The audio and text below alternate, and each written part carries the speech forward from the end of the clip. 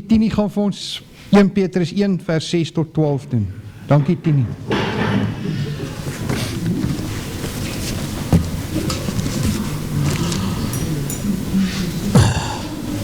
Broers en susters, is vir my 'n wonderlike voorreg om hierdie gedeelte uit 1 Petrus 1 vers 6 tot 12 te kan voordra en ek kan maar net vertel dat Jurgens het eintlik hierdie gedeelte voorgestel, maar toe het ek hom nou op die eind gekry.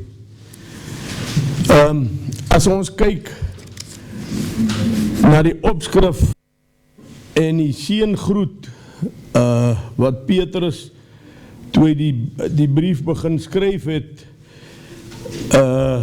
hier gegee, dan staan daar, dan kan ons kyk met wie het Petrus hier gepraat. Petrus, 'n apostel van Yeshua Messia, aan die vreemdelinge van die verstrooiing in Pontus, Galatia, Kappadosia, Asia en Bithynia, uitverkore volgens die voorkennis van Elohim die Vader in die heiligmaking van die Gees, tot gehoorsaamheid en besprenkeling met die bloed van Yeshua Messia, mag genade en vrede vir julle vermenigvuldig word.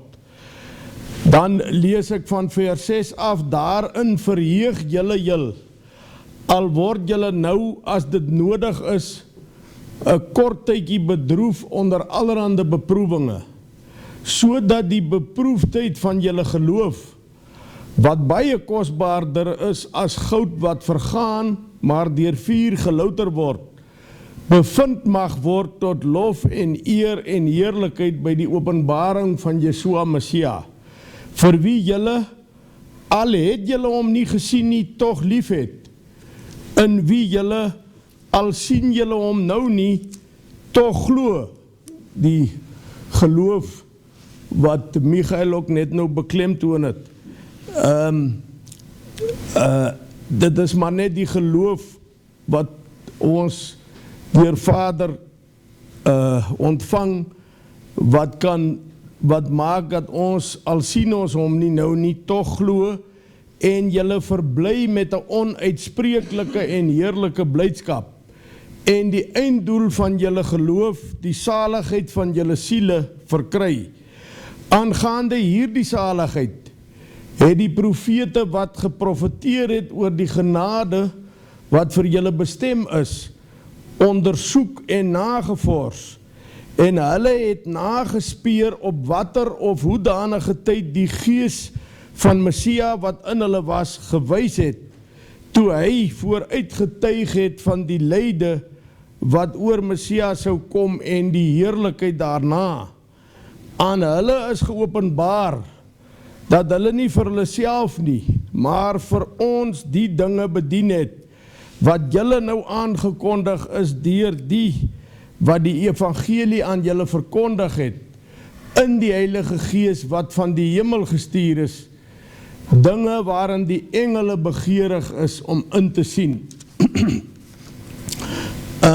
Ek wil net kyk na, laat ons net kyk na Deuteronomium 18, want hierso is dat waar ons, al sien ons nie die Messia nie, tog glo in hom, en hoe daar al in Deuteronomium 18 voorspel is, van die groot profeet, wat uit die midde van vir Israel daai tyd gesê, wat uit die midde van hulle broer sal kom. Hier in vers 15 van Deuteronomium 18 staan, 'n profeet met 'n hoofletter uit jou midde, uit jou broer soos ek is, het Moses vir hulle gesê, sal Jahwe jou Elohim vir jou verwek. Na hom moet julle luister, net soos jy van Jahwe jou Elohim by Horeb gevra het, toe jy op die dag van die vergadering gesê het, ek kan die stem van Yahweh my Elohim nie langer hoor en hierdie groot vuur nie meer sien nie, anders sterf ek. Toe het Yahweh vir my gesê, dit is goed wat hulle gespreek het. 'n Profeet wat ek vir hulle verwek uit die midde van hulle broer soos jy is, en ek sal my woorde in sy mond lê en hy sal aan hulle sê alles wat ek hom beveel. Is wonderlik om te sien hierdie profeet uit die midde van hulle broers. So ons kom weer terug dat Yeshua is ons losser en hy is en 'n losser moet in bloedverwantskap staan met die wat hy verlos. So dis wonderlik hoe Vader se raadsplan werk. En dan ons lees dan in Hebreërs 2 vers 16, hier waar hy sê dinge waarin die engele begeerig is om in te sien. In Hebreërs 2 vers 16 lees ons, want waarlik, hy bekommer hom nie oor die engele nie, maar oor die geslag van Abraham bekommer hy hom. Nou, as ons in die oorspronklike tale, flip het dit al vir ons voorheen daarop gewys, dan kan 'n mens eintlik die geslag sien in die oorspronklike tale as familie. Dan kan ons sê, maar oor die familie van Abraham bekommer hy hom. En dan kyk ons net na vers 17, Michael het net daaraan geraak dat Yeshua vlees geword het en soos 'n mens onder ons kom woon het. Daarom moes hy in alle opsigte aan sy broeders gelyk word, sodat hy 'n barmhartige en 'n getroue hoëpriester kon wees in die dinge wat in betrekking tot Elohim staan, om die sondes van die volk te versoen. Nou, as ons in ons posisie waarin ons is, as ons terugdink aan ons mandaat wat ons in 2009 by daardie volksvergadering ontvang het, om 'n huis te stig tot Vader se eer, met ander woorde 'n teokrasie waar Vader regeer deur sy gesalfde seun as ons koning, dan kan ons nie anders as om hierdie besprekingspunte van ons binne volksverband te sien nie. As ons na Sefanja 3 kyk, dan sien ons dat hierdie ellendige en geringe volk hier onderkant die riviere van Kus, wat by Yahweh se naam skuiling sal soek, 'n oorblyfsel van Israel is. En dan die wonderlike belofte in Sefanja 3 vers 20, in die tyd sal ek julle aanbring, ja, in die tyd wanneer ek julle versamel, want ek maak julle tot 'n roem en tot 'n lof onder al die volke van die aarde, wanneer ek voor julle oë julle lot verander, sê Yahweh. Hy sê, is net klem lê daarop, tot 'n lof, tot 'n roem en tot 'n lof onder al die volke van die aarde. Nou as ons gaan kyk na Deuteronomium 7, en ons gaan kyk na Deuteronomium 7 vers 6, vers 6, want jy is 'n volk heilig aan Yahweh jou Elohim. Jou het Yahweh jou Elohim uitverkies om uit al die volke wat op die aarde is sy eiendomsvolk te wees.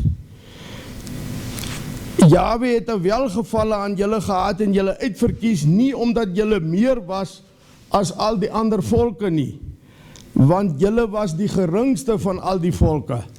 Nou, dit sê vir ons, ek wil het net beklemtoon, as ons kyk, dat hy hier onderkant die riviere van Kus, vir ons tot 'n roem en tot 'n lof maak onder al die volke van die aarde. En ons kyk na die wat hy uitverkies het, Israel, om uit al die volke wat op die aarde is, sy eiendomsvolk te wees. Ander plekke lees ons in die Bybel sy erfvolk. Ek noem het maar net, en dan gaan ons gaan net gou kyk na Handelinge 13. Gaan ons 'n paar verse lees.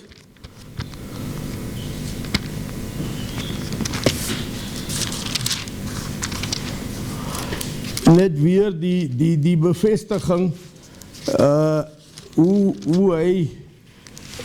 Vader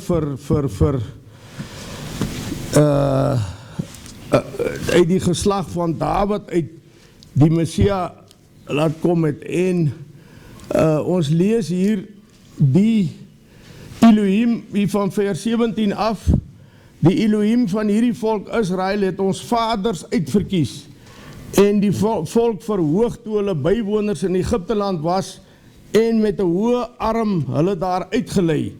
En dan lees ons en omtrent 40 jaar lang het hulle in die woestyn verdra. En daarna omtrent 450 jaar lang het hy rigters gegee tot op Samuel die profeet. En toe wou hulle 'n koning begeer en toe het hy vir Saul as 'n koning gegee. En na 40 jaar het hy hom afgesit. En toe het hy vir hulle Dawid verhef as koning, van wie hy ook gesê het, ek het Dawid die seun van Isaai gevind, 'n man na my hart wat al my welbehae sal doen. Dan is dit belangrik, uit die nageslag van hierdie man het Elohim vir Israel, nie vir die wêreld nie, vir Israel volgens die belofte Yeshua as verlosser verwek. Nadat Johannes voor sy koms eers die doop van bekering aan die hele volk van Israel verkondig het. En dan lees ons vers 26, broeders, kinders van die geslag van Abraham, kom ons kan dalk sê kinders van die familie van Abraham, julle wat God vrees, vir julle is hierdie woord van verlossing gestuur. En dan gaan ons kyk wat die profeet Jesaja gesê het. Ons het nou gelees oor die beproewing en die lyding of beproewing wat ons nou deurmaak, dat dit nie in 1 Petrus 1 vers 6 tot 12, dat dit nie op te weeg is teen die heerlikheid wat daarna kom nie. Dan kan ons bietjie kyk wat die profeet Jesaja al geprofeteer het oor hierdie heerlikheid. Is in 'n paar hoofstukke, maar ek gaan uit Jesaja 60 uitlees, staan op: word verlig, want jou lig kom, en die heerlikheid van Jahwe gaan oor jou op. Want kyk, die duisternis sal die aarde oordek, en donkerheid die volke, maar oor jou sal Jahwe opgaan, en sy heerlikheid sal oor jou gesien word. En nasies sal trek na jou lig, en konings na jou stralende opgang. Slaan jou oë rondom op en kyk, hulle almal kom by mekaar. Hulle kom na jou toe, jou seuns kom van ver, en jou dogters word op die heup gedra. Dan sal jy dit sien en straal van vreugde, en jou hart sal ontroer en verruim word, want die rykdom van die see gaan na jou toe oor, die skatte van die nasies kom na jou toe aan. 'n menigte kamele sal jou oordek, die jong kamele van Midian en Eva, hulle sal almal uit Sheba kom, hulle bring goud en wierook en verkondig met blydskap die roemryke dade van Jahwe. Al die kleinvee van Kedar sal vir jou versamel word. Die ramme van Nebajot sal jou dien. Hulle kom as welgevallige offer op my altaar, en ek sal my heerlike huis heerlik maak. Wie is dit wat daar aangevlieg kom soos 'n wolk en soos duwe na hulle vensters? Ja, op my wag die eilande, en die skepe van Tarsus kom vooraan, om jou seuns van ver te bring.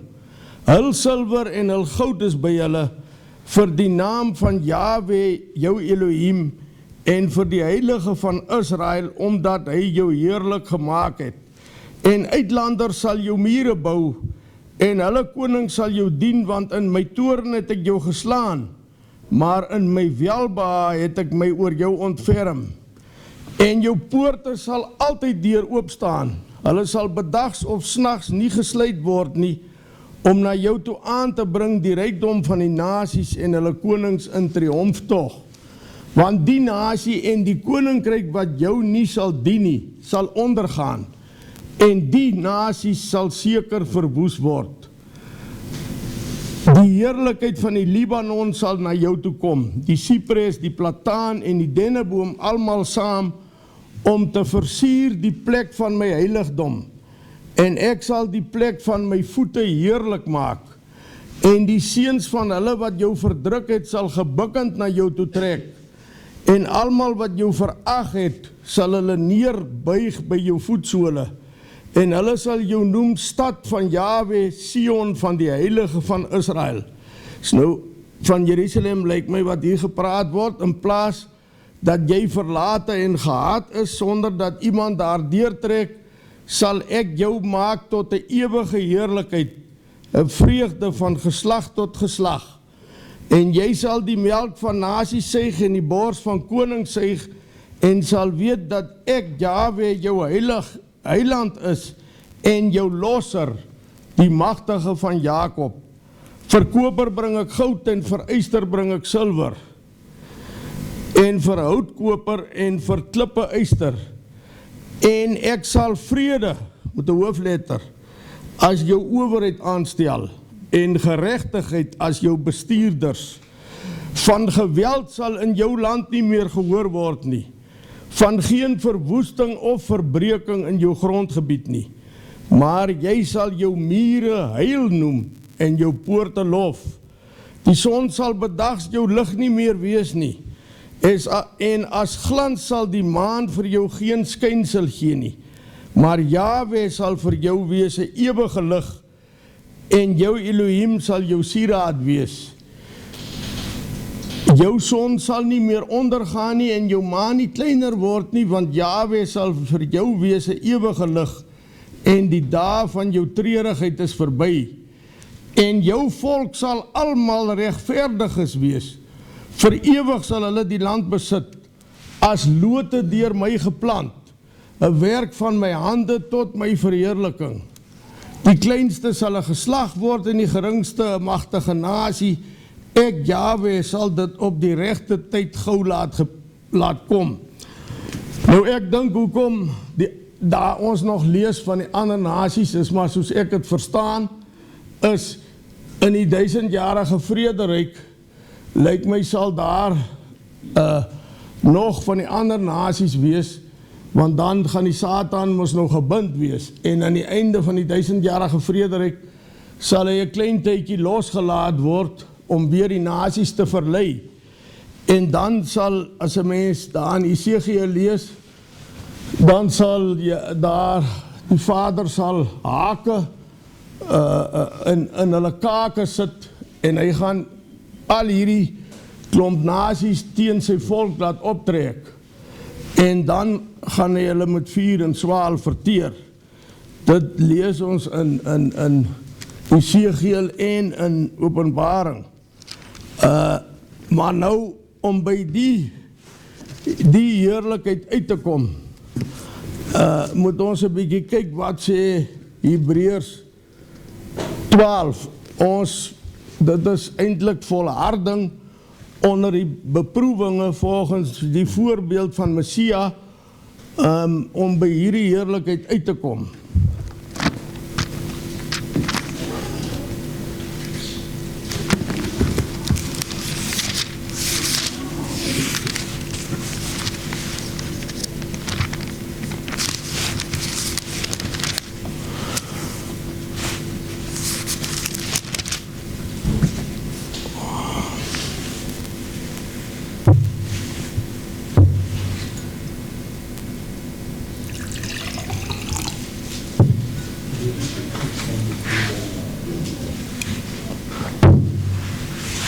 Daarom dan, terwyl ons so 'n groot wolk van getuies rondom ons het, laat ons ook elke las af lê, en die sonde wat ons so maklik omring, en met volharding die wedloop loop wat voor ons lê.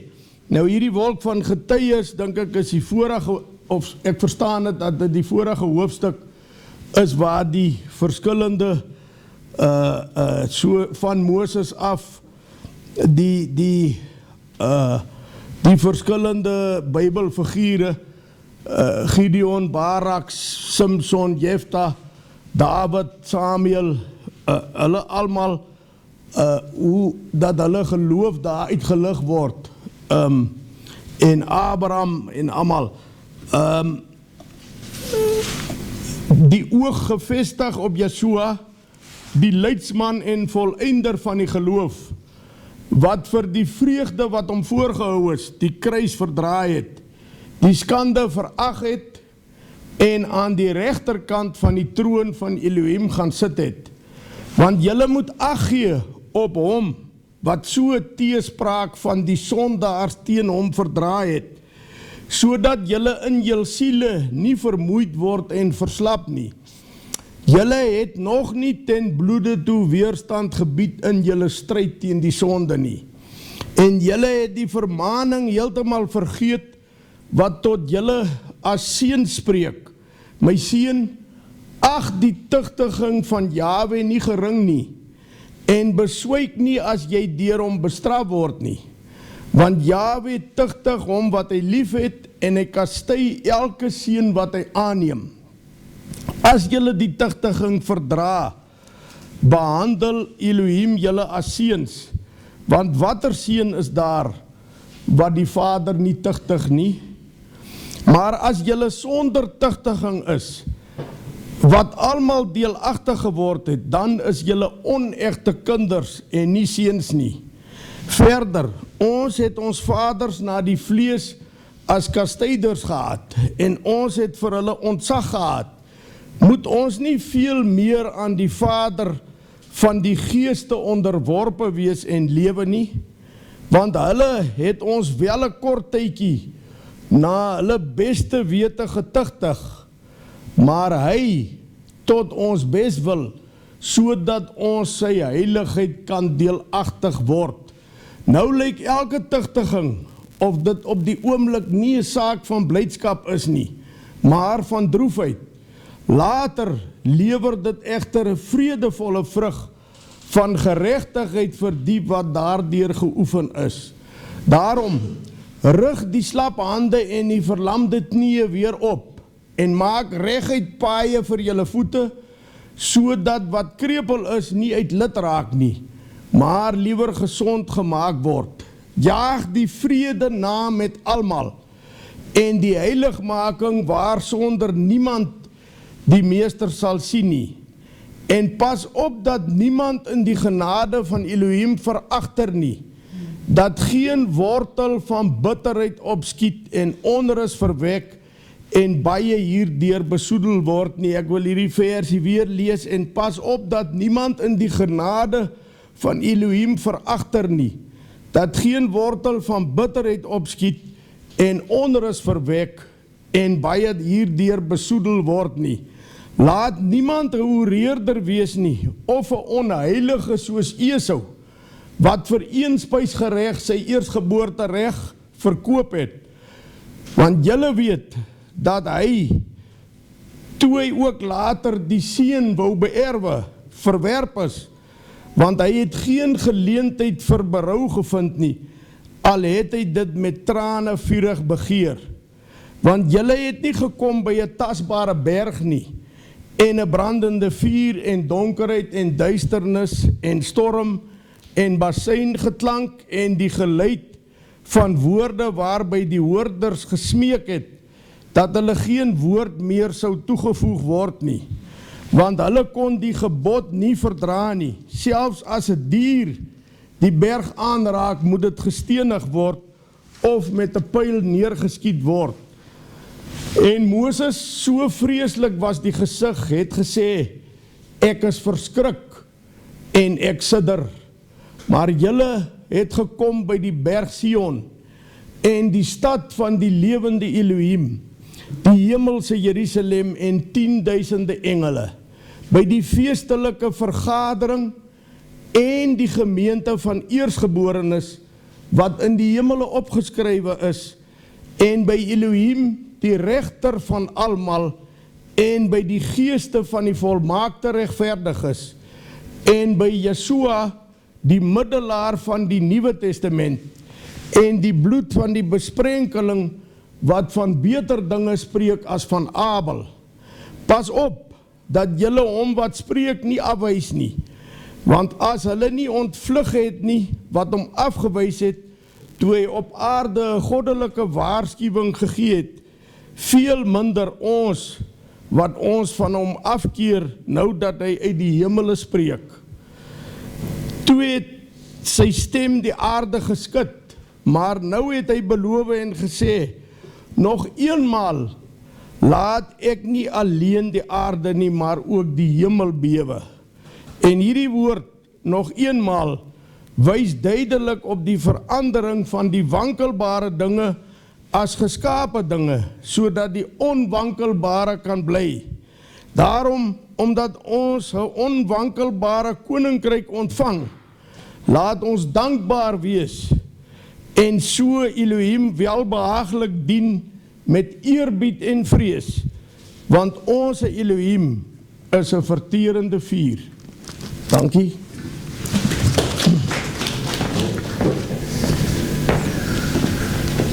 Dankie.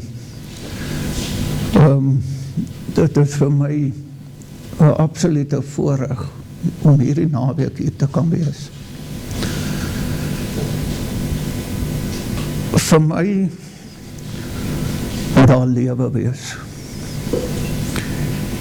En hierdie naweek spesifiek het ek die lewe gesien hierso.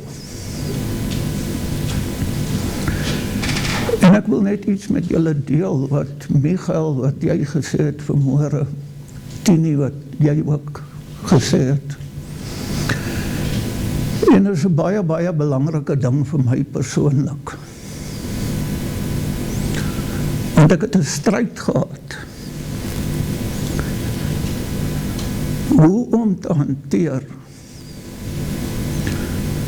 hoe jy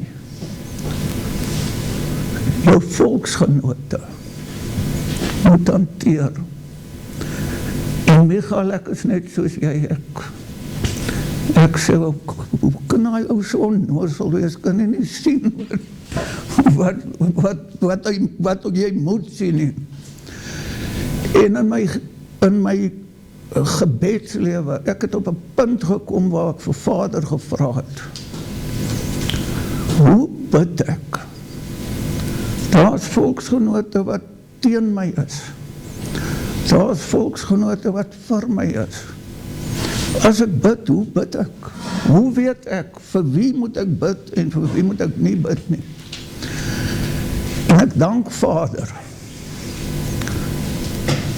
wat hy vir my gewys het, dat die manier hoe ek moet bid, as het by my volksgenote kom,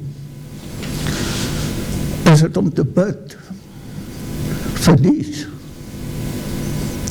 En my verlosser sê dit. Hy sê, hy bid nie vir die wêreld nie, maar vir elkeen wat die Vader vir die Seun gegee het. En ek het dit gevind in my lewe. 'n verskriklike groot hulp. Want as jy bid vir dies wat die Vader vir die Seun gegee het, kan jy nie verkeerd. Dan is dit nie jy wat besluit. Wie is, die skrif sê, dies wat nie teen ons is nie, is vir ons. Dit is die enigste manier vir my, wat ek gevind het, om binne God se wil te kan bly, wat dit betref. En dit was werklik, Michael, wat jy gesê het, Tini, wat jy gesê het, is dat absoluut, die hele ding, die gees van ons Vader is hier. Ek dank julle. Dankie Theo, en weer eens baie dankie Tini vir jou opregte boodskap wat jy gebring het, maar Vader jou seën, is baie, baie spesiaal.